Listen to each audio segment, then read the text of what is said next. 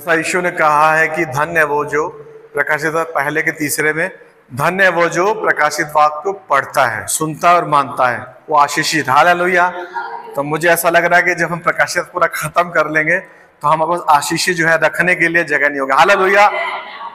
क्यों हम विश्वास करते हैं? क्योंकि यीशु ने बोला है, इसलिए। बाइबल अपने आप में एक आशीष है। लिखा है कि जो इस वचन को पढ़ता है, जिंदा वचन को पढ़ता है, जिंदा कलाम को पढ़ता है, वो एक वृक्ष के समान है जो एक नाली के बाजू में रोपा गया है, हमेशा फल लाएगा। उसकी पत्तियां कभी मुरझाएंगी नहीं। पत्तियां बोले तो हमारे हाथ, पैर, शरीर, आंखें मुरझाएंगे नहीं, इंटरनल ऑर्गन्स खराब नहीं होंगे।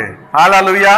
उसका मतलब ये है हमेशा काम करते रहेंगे। बूढ़े होने पर भी हम लाबानोन के वृक्ष के समान रहेंगे, हम जहां आशीष के मूल रहेंगे। हालेलुया। बूढ़े हो जाने पर भी, सीनियर हो जाने पर, एल्डरली हो जाने पर भी हम किसी पर डिपेंडेंट नहीं रहेंगे। हम अपनी विरासत को आने वाली जनरेशन को दे के जाएंगे। वो है हमारा परमेश्वर। हम घिसटने के लिए, हॉस्पिटल में मरने के लिए नहीं बनाए गए। हम इसलिए बनाया गया कि हॉस्पिटल के लोगों को खींच के। पिछली बार हमने पिरगमुन की कलीसिया को देखा था। पिरगमुन की कलीसिया को देखा था। पिरगमुन कलीसिया में क्या था? पॉइंट्स क्या थे? 2 पॉइंट्स थे। बिलाम था और उसमें नकुलियों की शिक्षा थी। हालांकि इनको हमने निकाले थे कैरेक्टर, उसमें हमने नकुलई देख लिया था। अंतिपास की हमने सेक्रीफाइस देख लिया था, कैसे मारा गया था वो। पॉलीकार को भी देखा था बिशप, उस पिछली कलीसिया में। फिर पिरगमुन कलीसिया का पार्ट 2 देख रहे हैं और उससे पहले हम लोग पढ़ेंगे 2 पीटर 2:15। वे सीधे मार्ग को छोड़कर भटक गए हैं और बबोर के पुत्र बिलाम के मार्ग पर हो गए हैं, जिसने अधर्म की मजदूरी को किए जाना। नंबर गिनती 22 का 12 बिलाम के बारे में है। परमेश्वर ने बिलाम से कहा, तू इनके संग मत जा, उन लोगों को साथ मत दे, क्योंकि वे आशीष के भागी हो चुके हैं। जो बिलाम जो प्रॉफिट था, उसको प्रॉफिट बोलते हैं, भविष्यवक्ता बोलते हैं। भविष्यवक्ता कौन होता है? जो आने वाले समय को देखता है, उसको क्या बोलते हैं? भविष्यवक्ता बोलते हैं ना। सीयर, प्रॉफिट, जो आने वाली चीजों को देख लेता है। और ये बहुत ही आशीषी आदमी था बिलाम, लेकिन फर्स्ट प्रॉफिट था। क्यों फर्स्ट प्रॉफिट था? हम लोग पढ़ेंगे 1 यूहन्ना 2:16। ये प्रॉब्लम थी बिलाम के अंदर। वो आंखों का सुख और अपनी महिमा करना चाहता था। हालेलुया। अपनी महिमा, एक्सॉल्ट हिमसेल्फ, अपनी महिमा करना चाह रहा था और धन का लोभी था। इसकी प्रॉब्लम थी बिलाम की प्रॉब्लम। आज यही प्रॉब्लम बहुत सारे भविष्यवक्ताओं की हो गई है, जो रुपए ले लेकर के भविष्यवाणी करते हैं। आज भी चर्चेस में बिलाम की स्पिरिट काम करता है। प्रार्थना सुनी ना? 1000 रुपए की प्रार्थना, 2000 की प्रार्थना सुनी ना? कड़क प्रार्थना। कड़क प्रार्थना कुछ नहीं होती, प्रार्थना प्रार्थना होती है। हालेलुया। बट उसको विभाजित किया जा रहा है। स्पेशल मीटिंग, स्पेशल हर चीज। हालेलुया। प्रार्थना में अभिषेक होता है, स्पेशल कुछ नहीं होता। हालेलुया स्पेशल है, पवित्र आत्मा स्पेशल है। और यहाँ पर ये बिलाम की प्रॉब्लम है क्योंकि उसको पैसे का लालच आ गया। अब ये घटना कहां से शुरू होती? बिलाम कैसे बिलाम था? कौन था? अगर हम लोग गिनती 22 का रेफरेंस मिलता है। क्या हुआ? जब इजरायली लोग वहां से आ रहे थे दास्तां से, तो वो लोग इतने ज्यादा थे कि जहां जाते थे ओग राजा और इन दोनों राजाओं को इन लोगों ने हरा दिया था। किसने? इजरायलियों ने। किसके नेतृत्व में? मूसा के नेतृत्व में। जो वो ओग और एक दूसरा राजा था, नाम नहीं आता रहा, वो समझो अमेरिका और चाइना जैसे इतने बड़े बड़े एशियंस को लोग हरा दिया था। सोचो जो कंट्री इन दो को हरा देगा तो सब डरेंगे ना उससे। अगर हम फिजिकल भी देखेंगे और आत्मिक भी देखेंगे, ये फिजिकली विरोध हो रहा है। देखो हम लोग यहाँ देख रहे हैं। हालेलुया। शरीर का काम क्या है? शरीर का आलस स्पिरिट में, बॉडी में काम करता है, वो हो गया आत्मिक में। अगर हम फिजिकल देखें तो ये हम लोग देख रहे हैं फिजिकल। कैसे? मोआब वही वंश का चला आ रहा है। और मोआब क्या था? ऐसे पहाड़ी देश में था और ये लोग समतल मैदान में आ गए थे। कौन लोग? इजरायली। कम से कम 40 लाख या 60 लाख हो गए थे और पूरे टिड्डियों के समान छा गए थे। और यरदन नदी के इस तरफ वो लोग इकट्ठा हुए थे और ये लोग पहाड़ी से देख सकते थे इतनी बड़ी सेना को। हालेलुया। और ये कह रहा है, राजा बालाक कह रहा है, अरे बाबा ये तो इतने सारे, हमको चेक कर जाएंगे, टिड्डियों के जैसे चेक कर जाएंगे। मतलब वो डर गया राजा। अब वो क्या देख रहा है यहाँ? शैतान, मैंने बताया ना, शैतान चाहता है चर्च में घुसना। कहां से हमने देखा? इफिसुस में देखा। इफिसुस के लोग स्ट्रांग थे। निकुलियों की शिक्षा, जेजेबेल का शिक्षा, बालाम की शिक्षा को नहीं माना, उनको हकाल दिया। हालेलुया। फिर दूसरी कलीसिया कौन सी आई? स्मुर्ना की कलीसिया आई। उसको पूरा सताया ने क्या किया? बहुत सताया, डराया। चलो इससे लोग को हम डाइल्यूट कर दें, क्रिश्चियनिटी को डाइल्यूट कर दें, कुछ गंदगी भर दें इनके अंदर। कामयाब नहीं हुआ। फिर उसने तीसरा और सिंहासन लगाना चाह रहा था। तीसरा उसने क्या किया? तीसरी चर्च आई पिरगमुन की। पिरगमुन का मतलब होता है मैरी टू मैनी, बहुत लोगों से शादी कर लेना। यानी कि जब कॉन्स्टेंटाइन ने जैसे ही यीशु मसीह ग्रहण किया तो अपनी सारी रीतियां, अपने जितनी भी पागान देवी देवता सबको लेके आ गया क्रिश्चियनिटी में। यानी कि जो चीज उसको बल से ना जीत पाया, किससे जीत लिया उसने? दिमाग से। हालेलुया। शिक्षाएं लेके आया, जो जो हम पढ़ रहे हैं वो चर्च के अंदर घुस गई शिक्षाएं। बालाम की शिक्षा घुस गई, नकुल की शिक्षा घुस गई, और जजेबेल का आत्मा घुस गया कलीसिया में। तो यीशु मसीह इसलिए नाराज है। दिख रहा ना, आंखों से आग निकल रहा है यीशु के, और पीतल और के पैर से न्याय निकल रहा है। लिखा है ना, आंखों से लिखा है, क्या गर्जस गुस्से में देख रहा है, उसकी आंखों में गुस्सा है यीशु के। हालेलुया। परमेश्वर God is just and love. परमेश्वर प्यार करता है लेकिन न्याय भी है। कैसे मालूम? कल्वरी क्रूस पर यीशु मसीह को परमेश्वर ने छोड़ दिया था पूरे 3 घंटे के लिए। क्यों? क्योंकि दुनिया का सारा कर्ज, सारा पाप, सारी बीमारियां किसके ऊपर आ गई? यीशु के पास। घंटे के लिए। इसीलिए यीशु मसीह बोलते हैं, हे परमेश्वर, हे ब्रोचेलालोई लमा शबक्तानी, तूने मुझे क्यों छोड़ दिया? क्यों? क्योंकि दंड किसके ऊपर आया? सारा यीशु के ऊपर। तो यानी कि वो जस्ट है, न्यायी है, न्याय दे दिया। न्याय किसका? हमारा सबका, जो हमको इस जगह मरना था, किसको मार दिया? यीशु को। न्याय आया। और प्यार करता है, क्यों? क्योंकि वो हमसे प्रेम करता है, इसलिए उसने बेटा दिया। प्यार और जस्ट एंड लव, प्यार और न्याय दोनों साथ साथ चलते हैं। दोनों को जिंदगी में बैलेंस लेके चलना है। इफिसुस के लोग क्या थे? जस्ट न्यायी थे। इफिसुस के पहली चर्च, हर हाला बादशाह का अलावा, हे तुम दो जाओ, तुम पापी हो, हाँ मैं यीशु। हालेलुया। मैकेनिकल थे, बिल्कुल वर्ड टू वर्ड चलते थे। लेकिन क्या था? प्यार की कमी हो गई थी। 2:15 रेवलेशन लिखा है ना कि तेरा प्यार हमारे लिए कम हो गया, यीशु बोलता है।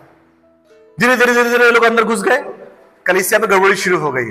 और पिरगमुन की कलीसिया आते आते क्या हो गया? पूर्णतः लोग अंदर घुस गए, सारे रोमी देवी देवता अंदर घुस गए। ज्यूस घुस गया, डायना घुस गई, एक्लेसिपियस घुस गया, सारे घुस गए। फिर मैरी की पूजा होने लगी, परगटरी आ गई, संत, कई शिक्षाएं घुस गई जो बाइबल में नहीं है, लेकिन क्रिश्चियनिटी को खराब करने में कामयाब हो गया। हालेलुया। अंदर घुस गया। सिंहासन जो बाहर था, यीशु मसीह जिसको खुश थे, वो अंदर घुस गया। लेकिन अब ये जो कलीसिया है, जो थायतिरा की कलीसिया, क्या है? थिरा कलीसिया में प्रेम बहुत है। इफिसुस की कलीसिया में प्रेम नहीं था, थुआतीरा की कलीसिया में प्रेम बहुत है। 2 तरह की कलीसिया भी देखो हम लोग स्टडी कर रहे हैं। पहली कलीसिया क्या थी? प्यार नहीं था, वचन में वो चलते थे। अब ये थुआतीरा की कलीसिया क्या है? प्यार ही प्यार है। आओ मेरे भाई, आओ आओ, सबको बुला लो। गॉड इज लव, 1 जॉन 4:19, है ना? लेकिन क्या हुआ? अगर हम प्रेम करते हैं, लेकिन प्रेम करो, लेकिन गंदगी से प्रेम मत करो। जहां रोकना वहां रोक दो। सिस्टर ब्रदर, तुम यहां गलत हो। हालेलुया। ये थुआतीरा कलीसिया में ये गड़बड़ी हो गई। इतना ज्यादा प्रेम कर दिया कि जो लॉजिक थे, जो बाइबल थी, उससे समझौता करने लगे ये कलीसिया। यीशु मसीह वहां भी उनको डांट रहे हैं। तुम्हारे अंदर प्रेम तो बहुत अच्छी बात है, लेकिन न्याय कहां है? जस्ट कहां है? प्रेम ही प्रेम हो गया, हर चीज तुम लपेटे ले रहे हो। अरे ये मत बोलो, नाराज हो जाएंगी सिस्टर। अरे ये बात मत बोलो, ब्रदर नाराज हो जाएंगे। हालेलुया। तो करेक्शन कहां रहा फिर? क्योंकि ब्रदर वही गलती करेंगे, सिस्टर वही गलती करती रहेंगी हमेशा। प्रेम के चक्कर में तुमने उनको सुधारा नहीं। बैलेंस होना चाहिए चर्च में। हमें देखना हम जीवन में कहां है। हम मुद्दे पे आते हैं, हम बिलाम की शिक्षा पे आते हैं। जब उसने देखा कि हम शक्ति से जीत नहीं सकते, तो क्या करेगा? उसने टैक्टिक्स चेंज करी। शैतान ने क्या देखा? हम चर्च में घुस नहीं पा रहे, तो क्या किया उसने? गलत शिक्षाएं लेके आया। कौन है बाला? कौन है? शैतान को रिप्रेजेंट करता है, मुआब का है। ये देवी देवता को पूछता है, बाल प्योर को पूछता है, यहोवा को नहीं मानता। और वो क्या करता है कि अब इनसे ऐसे नहीं दे सकते, तो इनको क्या करेंगे? कर्ज करेंगे, शराब दे देंगे। शराब देने के लिए किसको बुलाए? तो इस बिलाम को बुलाता है। परमेश्वर कहता है, परमेश्वर ने बिलाम से कहा, तू इनके संग मत जा, उन लोगों को शाम मत दे, क्योंकि वे आशीष के भागी हो चुके हैं। यहोवा को सब मालूम है। वो लोग चल दिए। समझो ऐसा हो गया कि तुमको अमेरिका का प्रेसिडेंट बुला रहा है, रवि आओ जरा शराब दो आकर के चाइना को। हालेलुया। तो रवि कह रहे नहीं, हमको यहोवा ने मना किया, हम नहीं जाएंगे। फिर क्या हुआ? डॉलर्स लेके आ रहे हैं, यहोवा मना कर रहा, मत जाओ, यू शैल नॉट गो। अभी लोग बोलते हैं हमको आवाज सुनाई नहीं पड़ती है, हमको आवाज नहीं सुनाई पड़ती है, हमको आत्मा मना कर देना चाहिए था, मना नहीं करता। अभी उस समय बाइबल रिटन फॉर्म में नहीं थी, अभी बाइबल रिटन फॉर्म में। This is general will of the Lord. ये क्या विल है परमेश्वर का? अगर तुम्हारी कोई भी क्वेश्चन है, कोई भी डाउट है, तो इसका आंसर यहां पर है। तुम्हें कोई मोटी और भारी सी आवाज नहीं है कि ये मेरा प्रिय पुत्र है, इसकी बात सुनो। हालेलुया। वचन पढ़ोगे तो तुमको ऑटोमेटिक मालूम हो जाना चाहिए कि हमें क्या करना है क्या नहीं करना है। जैसे जैसे वचन मालूम होगे, वचन दो धारी तलवार है, आपसे बात करना शुरू कर देता है। जब आपसे बात करना शुरू कर देता है तो क्या करना क्या नहीं करना, इधर जाना नहीं जाना, इस शादी में जाना नहीं जाना, वहां पर करना है कि नहीं करना, तुमको सब मालूम हो जाता है। सामने वाला बोलने से पहले तुम्हारे अंदर अंसार आ जाता है कि हमको उसको क्या बोलना है। मना कर देता है, फिर दोबारा एक मंच भेजता है तो क्या करता है, पहले से और प्रतिष्ठित और लोग आते हैं उसके, किसको, बिलाम को मनाने। बालाक राजा भेजता है, तेरी प्रतिष्ठा और बढ़ाऊंगा और तुझे और पैसा दूंगा। और आगे लिख रहा है, बिलाम क्या बोल रहा है, चाहे मुझे सोने और चांदी भर भर के दे तो भी मैं अपने परमेश्वर का इनकार नहीं करूंगा। हालेलुया। मतलब अपनी दिल की इच्छा बता रहा है कि यानी कि अगर सोने भर भर के दोगे तो मैं एक बार सोच सकता हूं। हालेलुया। लोग सुना सोने भर भर के दे, सोने चांदी दो कमरे भर भर के दो तो मैं अच्छा सोच सकता हूं, तो भी मैं यहोवा की आज्ञा से पलट नहीं सकता हूं। लेकिन रात में तुम टिक जाओ, मैं फिर पूछूंगा। अरे बाबा, जब एक बार यहोवा ने मना कर दिया है कि नहीं जाना है, एक बार बोल दिया है कि ये पेड़ है, ज्ञान का पेड़ है, जीवन का पेड़, इसका फल नहीं खाना है, तो उसको शैतान से बात करके पूछने की जरूरत क्या है, खाऊं कि ना खाऊं। एक बार जब तुमको मालूम चल गया नहीं खाना है तो नहीं खाना है, तो बोला क्या छू भी नहीं सकती हो उसको? छू सकते हो। जब तुम देखोगे छूओगे तो क्या होगा, लालच आएगा ही ना। क्लियर इंस्ट्रक्शन है तो उसमें डाउट नहीं रहना चाहिए। एक बार पास्टर ने बोल दिया गलत है, ये नहीं करना तो नहीं करना है। आपस में घर में जाके पास्टर तो ऐसा बोल रहे थे, हैं कुछ नहीं होता, वो तो ऐसे ही हो गए, सन्यासी हो गए, टीवी ना देखो पिक्चर ना देखो, ऐसा थोड़ी होता, थोड़ा थोड़ा देख लिया करो। तो जरूरत क्या है, गेम नहीं खेलेंगे मजा नहीं है, थोड़ा थोड़ा गेम खेल लिया करो। आधा घंटा सेट कर लो, गेम खेल लो आधा घंटा दुकान बैठ जाओ, आधा घंटा उनके घर बैठ जाओ। जरूरत क्या आपस में बात करने की। जब एक बार इंस्ट्रक्शन आ गया है, क्लियर इंस्ट्रक्शन आ गया है, एक बार भगवान ने बोल दिया है, उसको बार बार आपको पूछने की क्या जरूरत उससे। फिर देखो आगे क्या बोला है, बोला तुम रुको हैं, अब हम जाएंगे प्रेम। मतलब ये दिखा रहा कि मैं बहुत बड़ा प्रॉफिट, यहोवा मुझसे डायरेक्ट बात कर रहा है बिलाम। ये शिक्षा घरों में आ रही है ना। फॉल्स प्रॉफिट की बात कर रहा हूं, जो फॉल्स प्रॉफिट है, झूठे भविष्यवक्ता है, सच्चे भविष्यवक्ता नहीं है। फिर लिख रहा है, यहोवा ने रात को बिलाम से अगर कहा कि यदि वे पुरुष तुझे बुलाने आए तो तू उठकर उसका संग जा, परंतु जो मैं तुझसे कहूं उसके अनुसार करना। अब देखो यहाँ यहोवा मान गया। अब कई लोग इसका निर्णय निकालेंगे कि यहोवा से बार बार करो तो मान जाता है। लिखा है ना 12 ने मना किया, 20 से बोला चला जा, लिखा है ना, 12 में लिखा है, मैं अपना नहीं बता रहा हूं। अभी यहोवा ने क्यों बोल दिया जाने के लिए? इसलिए कि परमेश्वर ने हमको फ्री विल दी है। ज्ञान के वृक्ष का फल खाना है कि जिंदगी के वृक्ष का फल खाना है, चॉइस इज योर्स। ये उत्पत्ति में ही यीशु मसीह ने तीसरे में ही बता दिया। उसको रोबोट नहीं चाहिए, तो चाहिए वो लोग जो उसकी बात मानते हो। यहोवा क्या करता है, जब तुम कोई बार बार वही काम करते हो तो यहोवा क्या करता है, तुमको उसके हालात पे छोड़ देता है बार बार। और यिर्मयाह 17 में लिखा है कि इंसान का विवेक कभी भी तुमको ये नहीं बोले कि तुम गलत हो। इसलिए बाइबल की जरूरत पड़ती है। लिखा नहीं, इस मन में एक रोग लग गया है। हर एक आदमी, तुम बाहर जाओ ना, बाहर जाके देखो, बात करो तो सब बोलेंगे हम तो अच्छे हैं, हम तो ऐसा, हम गलत काम नहीं करते। देखो तुम ऊपर ज्ञान दे देंगे इतना लंबा, बाहर जाके देखो जेंटाइल किसी से भी इतना लंबा ज्ञान दे दें, हाँ सबसे प्रेम करो, हम तो सबको मानते हैं। ज्ञान वो सही है लेकिन बाइबल के हिसाब से वो गलत है। तुम सही हो सकते हो लेकिन बाइबल के हिसाब से तुम सही नहीं हो सकते हो, क्योंकि तुमको तुम्हारा मन दोषी नहीं ठहराता, लेकिन एक सर्टेन हद तक, एक सर्टेन लेवल तक तुमको दोषी ठहराता है।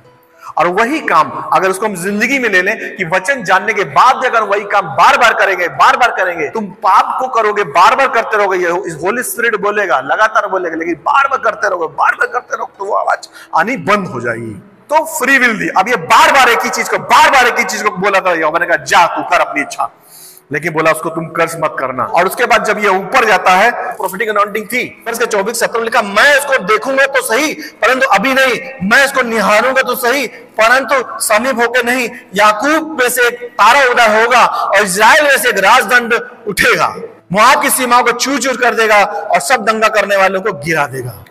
यानी कि ये जो प्रॉफिट है, ये क्या इसको दिख रहा है, यीशु मसीह दिख रहा है। याकूब के से कौन तारा उदय होगा? यीशु मसीह के लिए वो बोल रहा है। इस बंदे को सोचो, यीशु मसीह के बारे में उसने प्रोफेसी करी, याकूब से तारा उदय हुआ, यीशु मसीह उदय हुआ, हालेलुया। और मोआब को चूर चूर कर देगा। आने वाले समय में अगर आप साम 2 पढ़ेंगे और जकरिया पढ़ेंगे तो यीशु मसीह क्या करेगा, 1000 का साल का शासन होगा और मोआब को चूर चूर कर देगा। प्रोफेसी है ये आने वाले समय में। सेकंड कमिंग की प्रोफेसी, फर्स्ट कमिंग की प्रोफेसी और सेकंड की कमी है। सेकंड में चूर चूर कर देगा तो सेकंड में, फर्स्ट में मेमने की तरह आया, मारा गया, गाड़ा गया, जी उठा। सेकंड में क्या आएगा? यहूदा के गोत्र के से सिंह के तरह आएगा, वो न्याय करने आएगा। अनॉइंटिंग था, अभिषेक था। हालेलुया। इतनी बड़ी बात नहीं बोल सकता था। और जब इसने देखा, हे याकूब तेरे डेरे और हे इजराइल तेरे निवासस्थान क्या ही मन भावने हैं। जब ये ऊपर से गया और ये शराब देने के लिए जब उसने इसको मना लिया, किसने? बालाम ने, बालाक राजा ने बिलाम को शराब देने के लिए मना लिया। तो ये क्या बोला कि ऊपर जाके वेदी बनाओ। और वहां से क्या हुआ? ऊपर पहाड़ी, मैंने बताया ना पहाड़ी पे था, और ये लोग डेरे खड़े थे। और देखो कितना पैसे का लालची, मना करने के बावजूद भी श्राप दे रहा है। हालेलुया। ये श्राप देने के लिए तो गया था, पैसा मिलेगा, रुतबा मिलेगा, है ना? और वहां ये श्राप दे रहा है। किसको दे रहा है? इजराइलियों को। लेकिन श्राप देने की जगह, क्योंकि जेनेसिस 12:3 में लिखा है कि मैंने तुझे आशीष दे दी है, यानी कि हम आत्मिक इजरायली हैं। अगर हम गलातियों 3 अध्याय पढ़े तो वहां लिखा है कि हम ईश्वर के द्वारा अब्राहम की संतान है। हालेलुया। और हम श्रापित कभी नहीं हो सकते। हालेलुया। याद रखो, मसीह लोग कभी भी श्रापित नहीं हो सकते। कोई तुम्हारे अंदर डेविल घुस नहीं सकता। हालेलुया। तुम कभी डेमन पॉजेस हो ही नहीं सकते। हाँ, इन्फ्लुएंस आ सकता है, प्रभाव आ सकता है, लेकिन तुम्हारे दुष्ट आत्मा घुस नहीं सकता। एक बार पवित्र आत्मा से बपतिस्मा ले लिया, पवित्र आत्मा का दान मिल गया, तब आप डेमोनाइज नहीं हो सकते। हाँ, प्रभाव रहेगा अगर आप सही से नहीं चल रहे हैं। प्रभाव कैसा प्रभाव? अगर आप 3 घंटे की पिक्चर देख लेते हैं, उसका प्रभाव आ जाता है। वो हीरो हीरोइन तुमको दिखते रहेंगे। डेमस प्रभाव डाल सकता है, लेकिन अंदर नहीं जा सकता। समझ में क्या बताना चाह रहा हूं? प्रभाव जैसे बीमारी आ गई, थोड़ा सा जुकाम हो गया, फीवर आ गया, ऐसा प्रभाव अंदर नहीं घुस सकता, है ना? तो आशीष को, क्योंकि हम लोग आशीष के वारिस हो गए, हमको कर्ज नहीं आ सकता। और यीशु में जब हम आ जाते हैं तो हमारा परिवार है जो पुराना, वो उससे हमारी लाइन कट जाती है, उससे हमारा कोई लेना देना नहीं रहता है। हालेलुया। क्योंकि हम लोग बोलते भी हैं कि मेरे पिता के घराने से कोई मतलब नहीं, क्योंकि हम उस जनरेशन से अलग कर दिए गए, हम हटा दिए गए, हम यीशु की वंशावली के हो गए, हम आशीष के वारिस हो गए। हमारा डीएनए यीशु का डीएनए है, और हमारा डीएनए यीशु का डीएनए, और दोनों आवृत्ति में रेजोनेट करते हैं। हालेलुया। उस रेजोनेंस से पावर आता है। हालेलुया। हम यीशु की आवृत्ति में, यीशु के आवृत्ति में, उसके डीएनए में वाइब्रेट करते हैं। हालेलुया। हालेलुया। इसलिए हम वाइब्रेशन से हम लोग जय के उत्सव में चलते हैं। हर बार श्राप देना चाहता है, हर बार वो आशीष देता है। और आशीष क्यों दिखता है? क्योंकि वो क्रूज दिखता है। जब बिलाम ऊपर खड़ा होकर दिखता है तो उसको क्रूज दिखाई देता है। आपने देखा होगा, रूबेन का गोत्र पहले, है ना, फिर दान का, नप्ताली का, और इस तरीके से 4 गोत्र बनते हैं। दिखा ना बाइबल में? कहाती और मरारी जो है वो उठाते थे संदूक बीच से। हालेलुया। और ये 4 गोत्र 4 दिशाओं में, नॉर्थ, पूरा, पश्चिम, उत्तर, दक्षिण से चलते थे, यानी क्रूज बना के चलते थे। हालेलुया। प्रोफेटिकली क्रूज बना के चलते थे। हालेलुया। और उसको क्रूज दिखता है किसको? बिलाम को। बोलता, अरे ये तो क्या ही सुहाने डेरे हैं, मैं उनको श्राप नहीं दे सकता है। उसको क्रूज दिखा। जहां क्रूज होता है, जहां क्रूज की बात होती है, वहां पर श्राप आ ही नहीं सकता, क्योंकि मसीह की धार्मिकता है जो हर आशीष को खींचती है। लेकिन एक बात बहुत खराब करता है ये, जिसका एक पढ़े प्लीज रीड। लिखा है बालाम को तलवार से मार देते हैं ये इजरायली लोग। आगे लिखा है 31 में। हालेलुया। मतलब इसने क्या किया? जब ये कर्ज नहीं कर पाया, जब श्राप नहीं दे पाया, तो उसने क्या किया?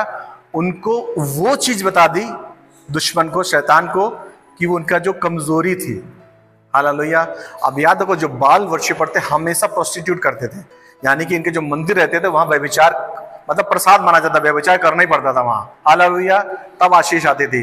बाल का मतलब ही यही था। हालेलुया।